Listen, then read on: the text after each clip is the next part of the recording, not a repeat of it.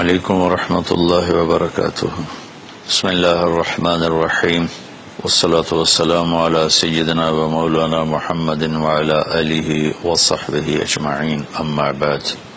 شعبان کا مہینہ چل رہا ہے اور رمضان کی آمد ہے۔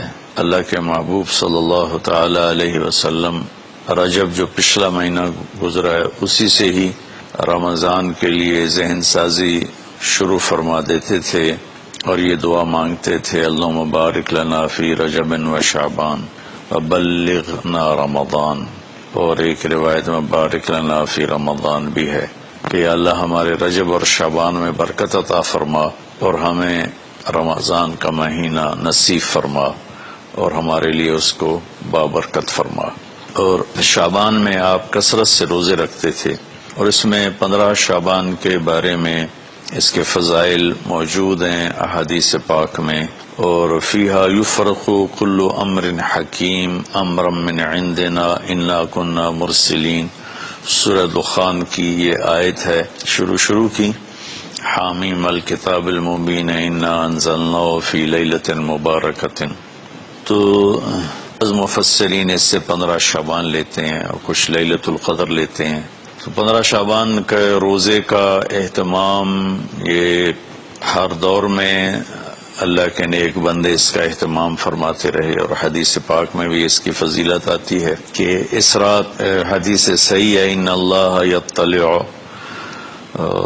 علی اہل الدنیا، اللہ تبارک و تعالی ساری دنیا کے انسانوں پر اس رات میں اپنی نظر کرم فرماتے ہیں اور ان کی بخشش کے فیصلے فرماتے ہیں، سوائے 2 شخصوں کے، الا المشرک والمشاہن۔ ایک جو شرک کرنے والا ہو یعنی غیر مسلم ہے، مشرک ہے، جو ایمان سے محروم ہے، اور دوسرا مشاہن۔ مشاہن کون ہے؟ کینہ رکھنے والا۔ ایک دل کی کیفیت ہے بغض، اور اس سے شدید ہے کینہ۔ بغض ہوتا ہے کہ مجھے کسی سے نفرت ہو گئی، اس کیفیت کا نام بغض ہے۔ کینہ اس سے شدید ہے کہ نفرت بھی ہے اور اس سے نقصان پہنچانے کا پکا ارادہ بھی ہے۔ اس کیفیت کو، جس میں کسی کو نقصان پہنچانے کا ارادہ چل رہا ہو، اسے شحناء کہتے ہیں، اور اس کیفیت والے کو مشاہن کہتے ہیں، اور ہماری زبان میں اسے کینہ کہتے ہیں۔ تو اس رات میں اللہ تعالیٰ بخشش فرماتے ہیں۔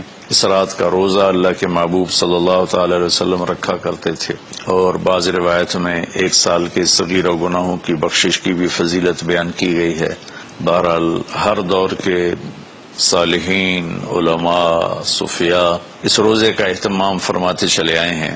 اس رات کا اگر کچھ قیام ہو جائے اور روزہ رکھا جائے تو ہمارے اعمال میں ایک اچھے عمل کا اضافہ ہے اور ہماری نیکیوں میں اضافہ ہے، اور اس کے لیے اپنے آپ کو اگر کسی سے نفرت ہے تو پاک کیا جائے، بغض ہے تو اسے دور کیا جائے، کسی کے ساتھ ایسی دشمنی پیدا ہو گئی ہے کہ شیطان ہمیں وہاں تک پہنچا چکا ہے کہ ہم اس کو نقصان پہنچانا چاہتے ہیں، اس سے بھی اپنے آپ کو بچا لیا جائے کہ ایک دن فیصلہ اللہ تعالیٰ نے کرنا ہے۔ اس دن حقوق العباد کی عدالت بہت سخت ہوگی۔ حقوق اللہ کی عدالت میں وہ سختی نہیں ہوگی جو حقوق العباد کی عدالت میں شدت اور سختی ہوگی، لہذا کسی پر ظلم کر کے نہ مریں، کسی کا حق لے کر نہ مریں۔ ہمارے اوپر ظلم ہو یا ہمارا حق مارا جائے تو اس کا تو ہمیں بہت بڑا عوض اللہ اپنے خزانوں سے دے گے، لیکن ہم نے کسی پر ظلم کیا، ہم نے کسی کا حق مارا، برائی کے بدلے میں ایسی برائی کی کہ اپنی نیکیوں کو برباد کر دیا، تو بہت بڑے نقصان کا سامنا کرنا پڑے گا، اور وہ نقصان ابدی ہوگا۔ دنیا کے نقصان وقتی ہوتے ہیں، تھوڑی دیر کے لیے ہوتے ہیں۔ تو اس رات کے لیے کوئی جاگنے کا بھی اہتمام ہو جائے، روزہ بھی رکھ لیا جائے، اگر رمضان آ رہا ہے اس کے لیے دعا مانگی جائے، اللہ تعالی ہمارے رمضان میں برکت عطا فرمائے اور ہمیں اس کے استقبال کی اللہ تعالی ہمیں توفیق نصیب فرمائے۔ اپنے دل کو صاف رکھنا میرے نبی کی سب بہت بڑی سنت ہے۔ آپ نے حضرت انس سے فرمایا، بیٹا اپنے دل کو سب سے صاف رکھا کر، ان قدرت ان تصبح وتمسی ولیس فی قلبک غش لاحد، پوری دنیا میں بسنے والے انسانوں سے اپنے دل کو صاف رکھ۔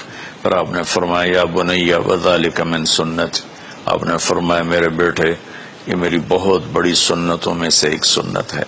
ومن احب سنتی فقد احبنی، ومن احبنی کان معی فی الجنہ، جو میری اس سنت سے پیار کرے گا مجھ سے پیار کرے گا، اور جو مجھ سے پیار کرے گا وہ جنت میں میرا ساتھی ہوگا۔ تو ہم اپنے دل کو سب سے صاف کریں، ساری دنیا کے انسانوں سے اپنے دل کو صاف رکھیں، تو اللہ تعالی ہمارے ساتھ بہت آسانی اور نرمی کا معاملہ فرمائیں گے اور بہت ہی سہولت کا معاملہ ہو جائے گا۔ اللہ کو پسند ہے اس دل کو صاف رکھنا، لوگوں کے حسد سے، بغض سے، نفرت سے، کینہ سے، عداوت سے، حقارت سے۔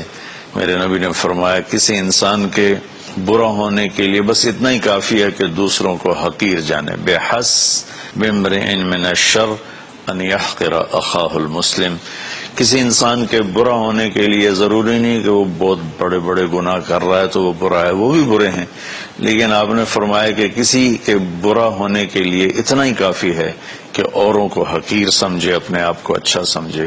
اور یہ جو لوگ تھوڑا سا شریعت کے پابند ہیں، نیکی پر چل رہے ہیں، گناہوں سے بچ رہے ہیں اور شیطان کے داؤ میں نہیں آئے، گناہوں سے پرہیز ہے، ان کو شیطان اس طرف سے مار دیتا ہے کہ وہ انہیں اپنی نیکی کے تکبر میں پھنسا دیتا ہے اور اوروں کی حقارت اور کمی اس کا شکار کر دیتا ہے۔ اس میں بہت بڑا طبقہ پھنسا ہوا ہے، پھنسے چلے جا رہے ہیں۔ اس سے اللہ تعالیٰ مجھے بھی بچائے، آپ کو بھی بچائے، سارے سننے والوں کو بچائے۔ تو ہم اس شعبان کے مہینے میں رمضان کی تیاری کریں۔ 15 شعبان کا اگر روزہ رکھا جائے تو بہت بڑی فضیلت ہے، رات کو جاگا جائے۔ کوئی خاص عمل کوئی نہیں 15 شعبان کا، ہمارے ہاں بدعات بھی شروع ہو جاتی ہیں، کوئی مسجدوں میں اکٹھے ہو کے کوئی صلاۃ تسبیح پڑھ رہا ہے، کوئی کچھ کر رہا ہے، کوئی کچھ کر رہا ہے۔ اس رات کا کوئی مخصوص عمل کوئی نہیں ہے، اس رات کا مخصوص عمل بس دعا ہے، تہجد ہے، تلاوت ہے، انفرادی طور پر ہے، اجتماعی طور پر کرنا کہیں سے ثابت نہیں ہے۔ کہیں اکٹھے ہو کر کر لیں تو کوئی، یہ میں نہیں کہہ رہا ہوں کہ انہیں غلط کیا ہے، لیکن پیچھے ہمارے تاریخ میں، اسلامی تاریخ میں یہ چیز ملتی نہیں۔ انفرادی عبادت ہی ہے، وہی زیادہ بہتر ہے۔ اللہ تعالی ہمیں عمل کی توفیق بخشے۔ السلام علیکم۔